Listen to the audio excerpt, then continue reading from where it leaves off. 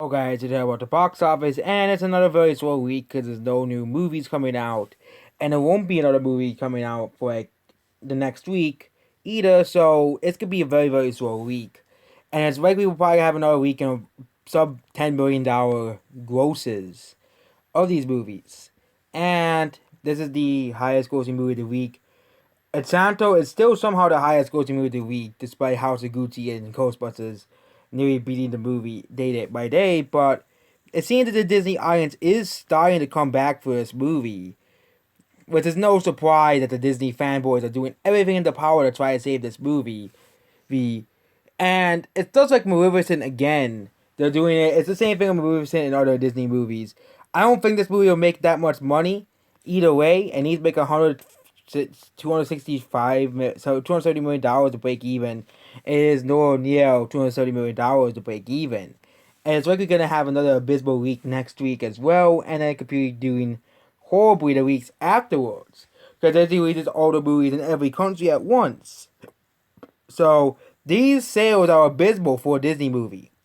They're abysmal for a Disney movie. It has gone back into normal legs, which I was actually shocked that this movie was having horrible legs, considering that Disney will do everything in their power to make the movie be a success. But either way, the movie is not doing too well. Ghostbusters again is it is nearing profitability at the box office, but will it beat Ghostbusters 2016? Who really knows at this point?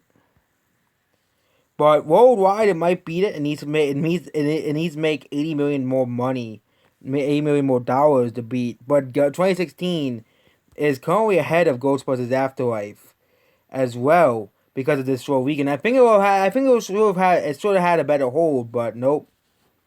But will it be $120 million? Well, there is another holiday, which is the Christmas week, which will probably use that holiday to beat 2016, but it's going to probably be very close at the end. Whereas I think a lot of people are not going to want to hear this, but it's just the truth. It's going to be very close at the end. And again, it is being affected by the pandemic, but $102 million in the pandemic is pretty good. So it is doing better than most movies could have hoped and dreamed to have done. But you gotta realize the Ghostbusters 2016 released during the pandemic. We didn't release during the pandemic. Didn't release during released during the summer season when Ghostbusters Afterlife released during a slower, holiday season, where it's again has a couple usually slower weeks, where people don't want to go see movies in the theaters because again they spent all the money watching movies in Thanksgiving.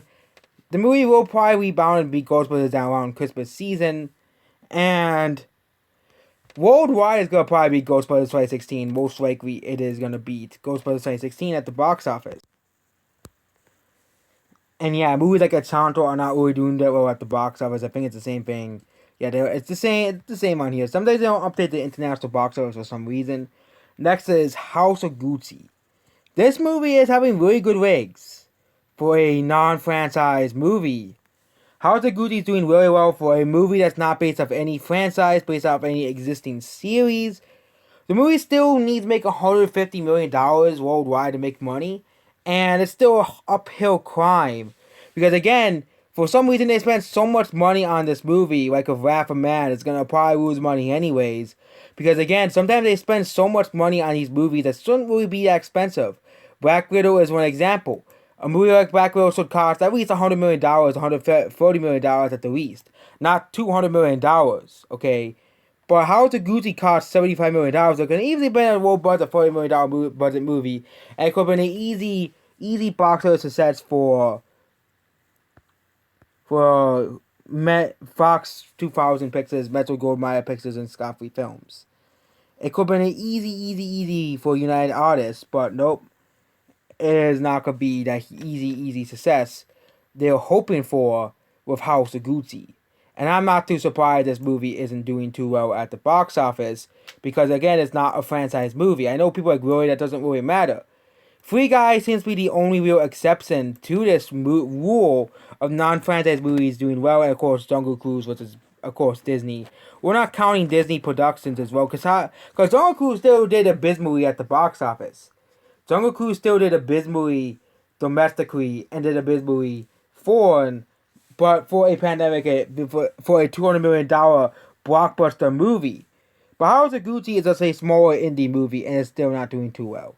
The Eternals, again, this movie might pass $400 million worldwide, but this is the range of the Eternals. It's probably not going to pass F9 domestically. It probably will pass the $400 million it needed, so it might not be a massive failure, but this movie dropped 50%.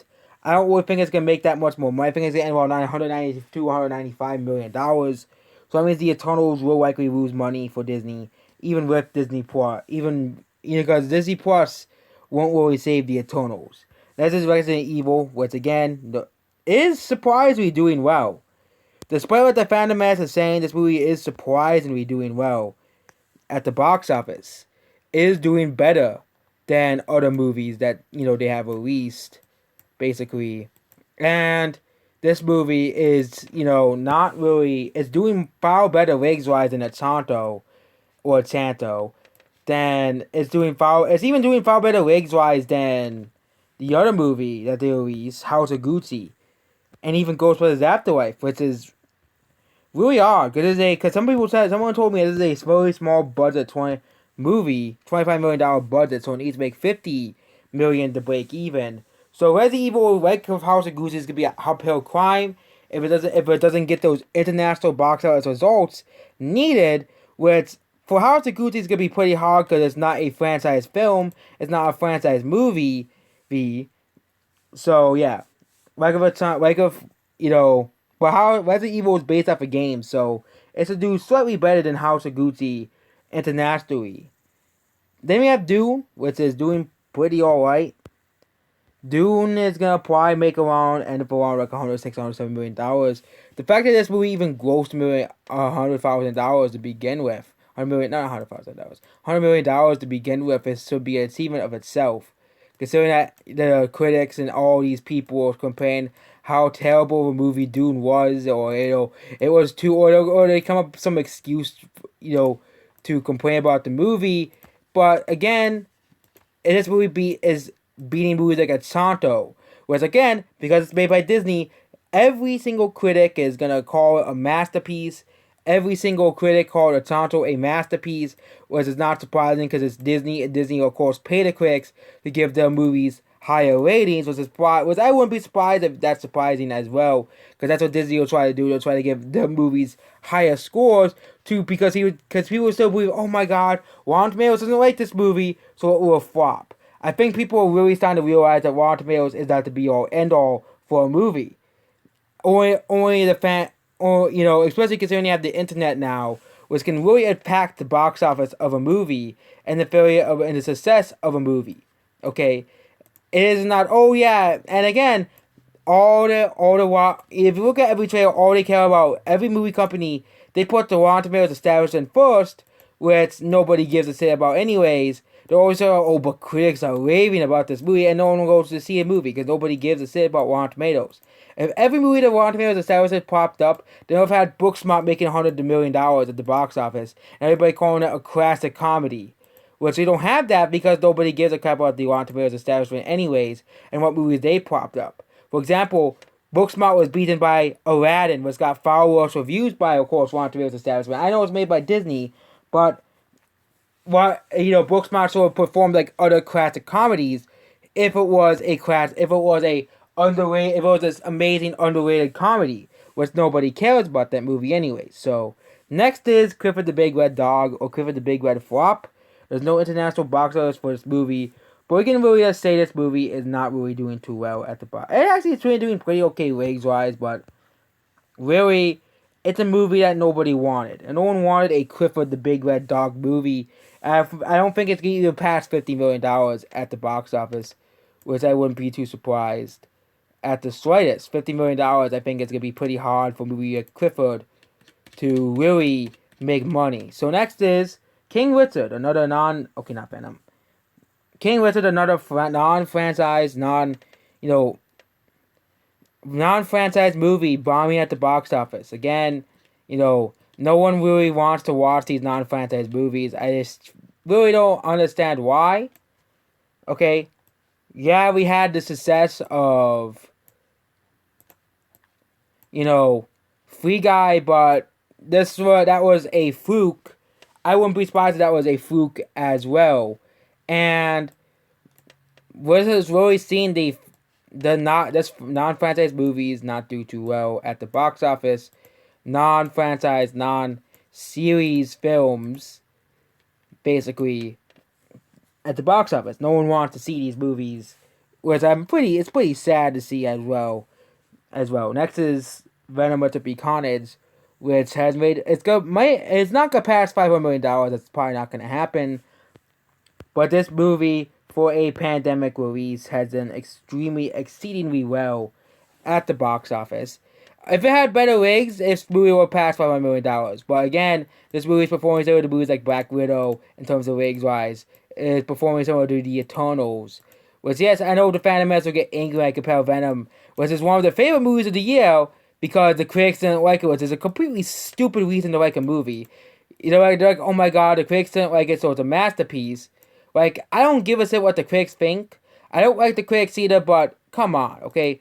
We people want to enjoy a movie if they want to enjoy a movie, not because Rotten Tomatoes says it was good or bad. I don't know why you keep giving Rotten Tomatoes so much power. If you really hate Rotten Tomatoes so much, if you really hate the critics so much, stop giving them power. Okay, stop.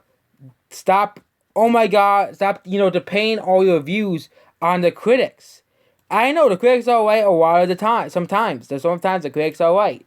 A movie is not that great. The critics are sometimes right. Saying, like, for example, Twilight is not a good movie. The critics didn't really like Twilight that much either.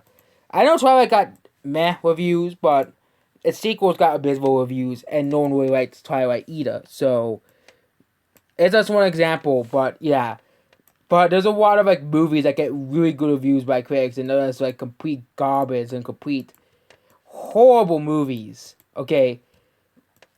And yet, that's basically about this video, about the box office. And that's basically about this video. Goodbye.